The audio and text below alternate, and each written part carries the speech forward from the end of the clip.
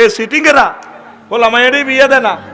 মাইয়া করলে বিয়ের প্রস্তাব নিলে কনা আমার মেয়ে আমার নাতিন এখনো স্টাবলিশ হয় নাই, তো নিজের পায়ে নিজে দাঁড়ায় নাই, কয়নি যেন হেতের মাইয়ের ঠ্যাং ভাঙা, অন্য নিজের ঠ্যাং নিজে খাড়ায় না। আর কতটি শ্বশুর আছে মাইয়া বিয়েলে গেলে ওই গো এ বান্দির ফোয়া তোর বাড়িতে গ্যাস আছে রে, কনা আচ্ছা আঙ্কেল নাই, চুপ, তোর আব্বা আম্মা ছেলে মেলে মেলে 13টা আমি শুনছি, এত বড় বিগ ফ্যামিলিতে আমার মেয়ে গ্যাদারিং পছন্দ করে না তো, আর আমার মেয়ে লাকড়ি দিয়ে খানা পাকাইতে পারবে না, গ্যাস গেস্ট লাগবে, আর আমার মেয়েকে ওই সে এতে রাখতে হবে, শহরে শহরে পারবি রে, জি জি ফাদার পারবো, অথচ হেতের বই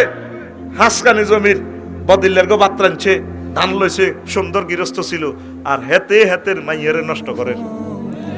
বিয়ে হয়ে গেছে ওলা গেছে গো ইটালি লন্ডন, 2 মাস পরে ফোন দিছে, মেসেঞ্জারে দেখা যায় জামাইয়ের কাছে ফোন দিছে শ্বশুরে, হ্যালো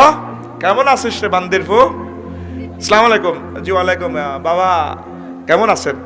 আসি ভালো, এই গোলামের ফো দাসির পোলা, তোরে বলছি না আমার মেয়ে তোদের বাড়িতে থাকতে পারবে না, গ্যাদারিং, জি আব্বা কি চুপ কর, হয়েছে নাকি রে আবার, এই সমস্ত কাবজাব আমার মেয়ে পছন্দ করে, মেয়ে বহুত কষ্ট করি ওয়াইসি, বহুত কষ্ট করে মেয়েকে মানুষ করছি,